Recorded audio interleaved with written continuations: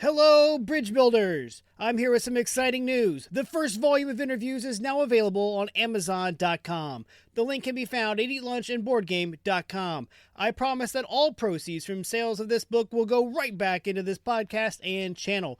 Whether that is new and better audio equipment for the podcast, or video equipment for the YouTube channel, or even more games to review, the money will not be wasted. Click over to Amazon and get your copy of Eat Lunch and Board Game, the first course today. And thank you for supporting the show.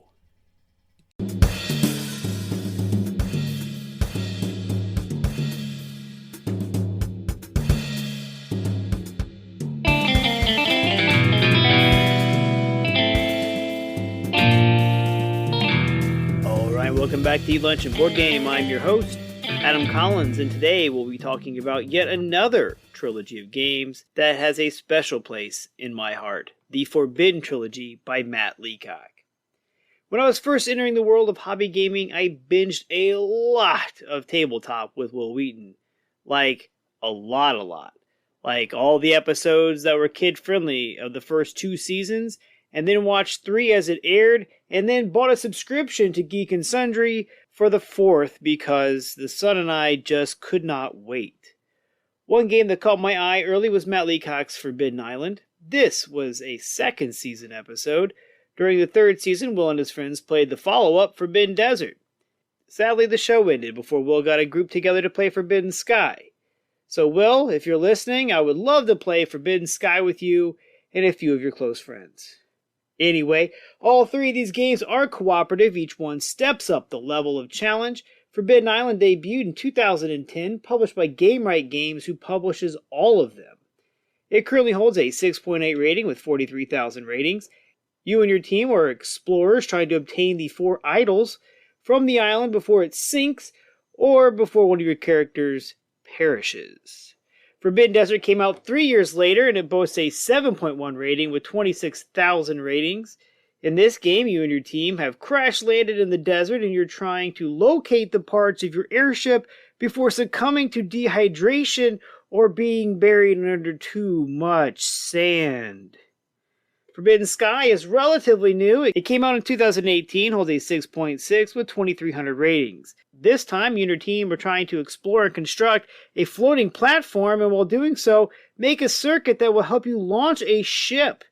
In this game, you can fail by getting shocked by lightning too much, running out of rope and falling off the platform, or poor planning leading to your tiles not coming together correctly. I love each of these games in the trilogy, so let's go ahead and take a closer look. Rule clarity. If you play the games in order of release, you can see the progression of the mechanics and gameplay. Each rulebook gets progressively longer, but they are well written. Each game has its own minutia, but each rulebook explains it very well. Every time I play one of these games, I find that I must quickly consult the rulebook to remember what rules and minutia are relevant to which game we are currently playing. Other than that, simple and clear rules. Time to explain to newcomers. Again, if you play the games in order, you can build off the previous games to understand the later ones. Forbidden Island is easy to explain and quick to table. You can explain it as you set it up. Forbidden Desert takes a little longer to explain. You have to explain how the storm moves versus just flooding the tiles and island. You have to explain how the parts of the airship are found, and finally, you must explain the sun beats down in dehydration, yet you can still finish the explanation while setting up the game and get a game in over a lunch hour. Lastly, Forbidden Sky requires explaining how the wind works, how rope works, and how lightning works, along with how the circuiting works, both on the tiles and the placed pieces. Sky is by far the hardest to explain, but if your group has played the other 2 games, you should have no problem explaining Sky and losing the game in your lunch hour. As I will certainly repeat, Forbidden Sky is the hardest and most unforgiving game of this excellent trilogy. Gameplay. We'll start with Forbidden Island. To set up, simply shuffle the tiles and place them in a giant plus sign-like shape as shown in the rules. Then, check and make sure that all the tiles are colors side up. Make sure that you have the decks sorted out. There are 3 different decks of cards. The Flood deck with the blue back, the Treasure deck with the brownish-orange back, and the 6 adventurer cards. Next, you'll need to start flooding the island at this time. This is simple. Shuffle the flood deck and flip over the top 6 cards. Flip the corresponding tiles to the flooded side, which is a blue and white version of the colored tile, and your island is completely ready to go. Next, under the table, mix up and then deal a character card to each player. These player cards give each person a special ability. For instance, the pilot can fly to any tile for 1 action per turn. The diver can swim across missing tiles for an action. But honestly, the poor diver seems to be very useless in most games. That player just kind of stands around, and his job is to sandbag and flip tiles back over to support the team while they do all the real heavy lifting. Okay, enough of that. I'll get off my soapbox there, but the diver does seem kind of useless in the base game. Place all the associated pawns on their respective starting tiles. These are the ones that show the pawn of that color on them. Alright, now you need to shuffle the treasure deck and deal 2 to each player. Replace any Water's Rise cards with a new card and shuffle the Water's Rise back into the deck. Finally, set the difficulty rating you want to play at on the Water's Rise tracking meter and making sure that you set the clip based on the number of players that you have. Then it's time to game on. On a player's turn, there are 4 actions to choose from, but only 3 actions can be taken. You can take each action more than once. You can move 1 tile orthogonally or diagonally if you are the explorer. Shore up a tile that you are adjacent to or currently on, which means slipping it back to the colored side. The engineer can do 2 tiles per action. You can capture a treasure figurine by being on one of its 2 locations and possessing 4 treasure cards showing that idol, or you can give a treasure card to another player on your tile. After the actions are done, the active player draws 2 treasure cards, discards down to 5 if needed. Then you flip the top cards off the flood deck equal to the current water level. You will start at 2 cards, but you will quickly move to 3. When flipping the cards, it is important to do them 1 at a time, because if a Water's Rise card appears, then the clip moves up 1 space on the water line meter, and all the flipped cards are shuffled and put back on top of the deck. This means that they will be the first to come out again, so you better be shoring up the important tiles. If a flooded tiles card appears again from the flood deck, that card and the tile are removed from the game. Once your island starts to disappear, things get dicey very quickly. The object is to get all 4 of the figurine idols and make it back to Fool's Landing as a team. If at any time someone drowns because they cannot get to another section of island and theirs sinks, you all lose. If both tiles for the same idol figurine sinks before obtaining that idol, you all lose. If the Fool's Landing tile sinks, your helicopter goes with it, and you guessed it, you all lose. Lastly, if somehow none of these other scenarios have occurred, and your water level reaches the skull and crossbones at the top, you lose. This has only happened to me once, and I was playing on Legendary with 3 people. It was a swift game. Ugly, but swift. Next up, Forbidden Desert. Forbidden Desert adds to Forbidden Island. When you're setting up the desert, you must leave a hole right in the middle of your 5x5 grid of tiles. This is the starting point of the storm. Make sure that all the tiles are face down, showing a desert, maybe the crash site, or some oases. You then start the standing of the tiles. In a diamond pattern, add 1 sand tile light side up. The dark side is a bad thing to see. Again, separate the decks, shuffle and deal each player a roll, and give that person a clip to track their water level. Set the 4 parts of the crashed ship close by. The ship itself needs to be close by as well, but it's really only important for attaching the pieces to it after finding them. Now everyone takes their associated pawn and places it on the crash site tile, set your level of difficulty, and you're ready to begin. The active player takes up to 4 actions, then draws from the storm deck the required amount, again, 1 at a time. The actions that can be taken are move 1 tile orthogonally, remove sand 1 tile of sand from an adjacent tile, excavate, flip over the tile that you're currently on, or pick up a located part. Moving is the same as in Forbidden Island, and you cannot go through the Eye of the Storm, and removing sand is similar to shoring up. When removing sand, you remove one sand tile per action. When excavating, many things can happen. You could locate one of the 3 tunnels, which when the other ones are found, allows you to travel around the board faster and safer, and it also offers protection from the sun. You could find one of the 12 gear tiles, which gives you a gear card. 3 tiles have trees on the backsides. 2 tiles contain an oasis. 1 is just a mirage. Also, during your expedition and exploration, you're trying to locate the 8 tiles that show either the vertical column or horizontal row of your missing ship parts. Once you have both for a part, then you place that part where the row and column intersect. The part will not move with the storm or the tiles. Lastly, you are trying to locate the Fool's Landing, only this time it's called the launch pad.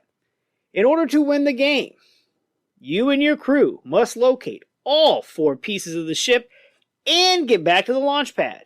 And there are many ways to lose. If someone dies of dehydration, you lose. If you run out of sand tiles, and this does happen, you lose. If you need to increase the intensity of the storm and it has reached the skull and crossbones, you lose. Now, let's talk about that nasty storm. It moves after every turn. You flip over, one at a time, the number of cards currently showing on your tracker. You start at 2, and it increases as the game goes on. You then move the Eye of the Storm, the hole in your board, the number of spaces in the direction shown. To do this, you slide all the tiles and the people on them in the opposite direction of the storm to move the storm. You then add sand tiles to any tile moved. If a tile ever reaches 3 sand tiles, and they will quickly, pawns can no longer move over them. They must be cleared off back down to 2 or less, 1 sand tile at a time. When a storm reaches an edge, or even better, into a corner, any movement in that direction is lost, and that is a good thing. You want your storm to get trapped in a corner and waste movement, not dropping sand tiles all over your board. When a storm picks up card appears, you increase the meter 1 notch, perhaps causing more cards to be drawn on the next turn. There are also sun beats down cards. These disasters cause everyone not in a tunnel or under a solar shield, which comes from the gear deck, to lose 1 water. This game is much more unforgiving than Forbidden Island, but it is a blast.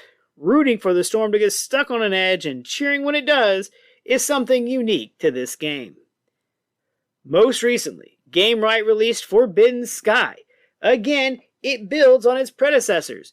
This time each player not only has to track their life, but this time they also must keep track of how much rope they have. To set up, place the starting tile, which is a strip that is 3 tiles together and containing the wind marker in the center of the board. This weather vane tells you which way the wind is blowing in case the wind flares up and sends you sprawling across the platform.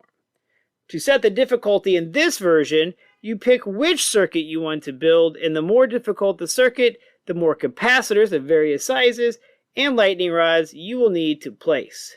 The object is to build a complete circuit launching the battery-operated rocket. To do this, you build the floating dock, and according to the flavor text in the rulebook, you are 7,000 feet above the ground. Each player is given a rule card, 2 clips to track their health and rope, and 1 starting tile. You then shuffle the dock tile, setting them off to the side, set the required capacitors and lightning rods close by to complete your circuit, separate the decks again into the equipment deck and the storm deck. Lastly, everyone places their pawn on the landing pad part of the starting tile, and you're ready to lose. Play. You're ready to play. On the active player's turn, that player takes up to 4 actions. These are move to an adjacent tile, scout, which is to draw the next tile off the top of the pile with a hand limit of 3, explore, place a tile, or wire up the circuit. To explore, a tile must connect at least 1 copper wire from 1 tile to the new. It does not have to connect all of them, just 1. As you explore, you are trying to work together as a team to build the required capacitor locations and the launch pad. Some of the tiles have half of a small capacitor, or a quarter of a large capacitor, or a quarter of the launch pad. Some also have the symbol for a lightning rod as well. When one of these is complete, place one from the supply onto the board. The tiles could also feature a few other symbols that will help aid you in your quest to not die in the sky. 7 of the 36 tiles have a teleporter on them. You can move between teleporters for one action. Gear icons appear on 12 tiles, and these give you gear cards similar to those in Forbidden Desert. There are 3 wind shelters that, well, they shelter you from the effects of the wind. And lastly, 4 tiles have a Faraday cage on them that protect you from a lightning strike. Now, wiring is just like it sounds. There are 16 wires that can be placed in the game, so be choosy. There are 12 short and 4 long. To use the action of wire, you can place or remove a section of wire between 2 electrical components. After taking actions, the draw storm cards phase happens, and this is rarely a good thing. However, if you've completed your required circuit with everyone on the launch pad by the rocket will launch and you win. If not, well, as with the 2 predecessors, you draw cards based on the current level on your storm meter. A lightning strike card means the platform has been struck at the lightning rods. So you must trace each lightning rod's copper cables, both printed and placed by the players, and anyone not in a Faraday cage will lose 1 life. A high winds card causes everyone not in a wind shelter to slide 1 tile in the direction of the wind. If there is no tile there, a section of rope is lost. There are cards that can change the wind, and of course there are cards that can cause you to increase the level of the storm, perhaps making you draw more cards on your next turn. If at the end of the storm card phase no one has died of electrocution, ran out of rope, and fell 7,000 feet to their death, and the storm meter is still beneath the skull and crossbones, it is the next player's turn. However, if any of these horrible things has happened, or you accidentally complete the circuit without everyone on the rocket, causing it to blast off without everyone, well, you lose. As you can tell, each one of these games ups the ante of its predecessor, and each one is a blast. It took me something like 5 times playing before I finally beat Forbidden Sky. It is a very unforgiving game. I love it, but it is not easy. Artwork. All 3 games have amazing artwork by C.B. Kanga. That consistency makes the trilogy feel even more connected. I love the realistic look with the slight tinge of steampunk added in for flavor. Other. As usual, if you search Etsy, a few hits will come up for Forbidden Island and Forbidden Desert. Mostly player mats. But I'm not going to lie. While looking on Etsy as research for this episode, I saw a 3D printed sandstorm tornado for Forbidden Desert, and I decided I had to have it. I think that will be $9 well spent. I'll post the link in the show notes and pictures on the Facebook once it arrives. There are also pawn replacements. I've always thought that the pawns were by far the weakest part of these games. I see them come and go off of Etsy, made by people with sculpty clay and way more skill than I possess. You can also find meeple replacements for them at meeplesource.com. I haven't bought them yet because they tend to cost more than the game itself. If you go to the Board Game Geek forums, there is a cool water tower that you can make out of a Pringles can or a thick cardstock. Sadly, I've downloaded these files a long time ago, saved a Pringles can, but I've yet to build it. I don't know why, but maybe I will go ahead and make it soon and post pictures of that on the Facebook page. Also, a lot of times I mention that a box organizer is available to help store the game and its expansions. Each of these games comes with a fantastic molded plastic insert where everything has its place, and it makes setup and teardown very efficient, and I can appreciate that. Lunchtime potential. Each of these games can be played in a lunch hour. There is no doubt about that. We have played Forbidden Island for years. It is so much fun and easy to teach. One day, 2 of my fellow coworkers and I decided to set Forbidden Island to its hardest setting. We beat it. Barely, but we beat it. After that, we set out to beat all of our cooperative games on their hardest settings. This idea was met with varying results. Forbidden Desert gets much harder when you have less time to clear sand and excavate. I cannot imagine how hard the hardest setting, Legendary, would be for Forbidden Sky.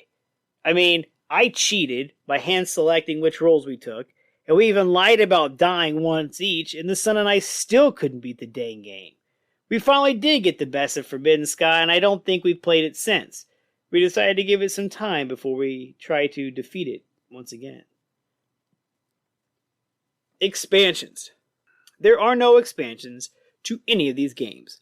However, a Google search will find fan-made different layouts for the island and desert that can add a little more spice to your game. I have not tried any of the desert set, but the son and I have played many of the island layouts.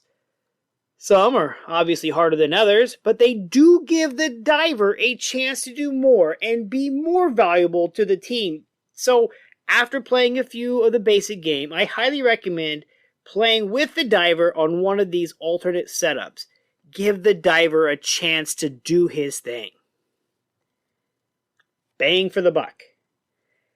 As each game gets more complex, each game carries a bit higher MSRP. GameRight, however, puts a lot of production value into each game. Forbidden Island's treasure figurines are beautifully rendered in hard plastic and resin. Forbidden Desert's airship and many parts are plastic and the engine is die-cast. Forbidden Sky's rocket ship lights up and makes noise when you complete the circuit. All games come with nice, thick chipboard tiles and disaster trackers. All the decks of cards are nice linen finish, high-quality cards. The pawns are the only cheap part. They are just cheap plastic game pawns.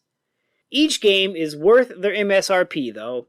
Island carries a $20 MSRP, Desert $27, and Sky is $40. Keep your eyes out, though, for these at big box stores. I seriously picked up my copy of Forbidden Island on sale for $12.99 at Target, and I had a $5 gift card burning a hole in my pocket, so it's probably the best $8 game I have ever purchased. In summary, as I've mentioned, I saw the first 2 games played on tabletop, and I knew that I just had to have them. I've been playing Forbidden Island for a long time, and while I do find it a bit on the easy side, even set to Legendary, it still brings me joy to play it. It is a great entry game for cooperative games. Desert and Sky have not seen as much table time as Island, and I think that's because of the simplicity of Island. The son and I will play any of them, though, so we usually let the other person choose which one they want to play. The son and I lost 2 straight Sky games, and we thought we were playing the game wrong. Nope. It was just whooping us bad. I didn't score a win against Forbidden Sky until I took it to work and we played it at lunch on a Friday with a full table. And that win was so shocking that, again, I couldn't believe it and I consulted the rulebook to see if we'd messed up the rules. Nope. We had just got its number that day. And that is what makes these games so much fun to play. You can have a strategy for what you're going to do on your turn, then the flip of one simple, innocent-looking card wrecks everything. Yes, we tend to win Island more than we lose. Yes, we lose Sky more than we win. And yes, it's about a 50-50 on Desert. But that's all kind of the beauty of these fantastic cooperative games. Each one has its pluses and minuses. I love them all, and your group will too. You can reach out to me on Facebook at facebook.com/eatlunchandboardgame. Email me at eatlunchandboardgame@gmail.com. And remember, board games build bridges.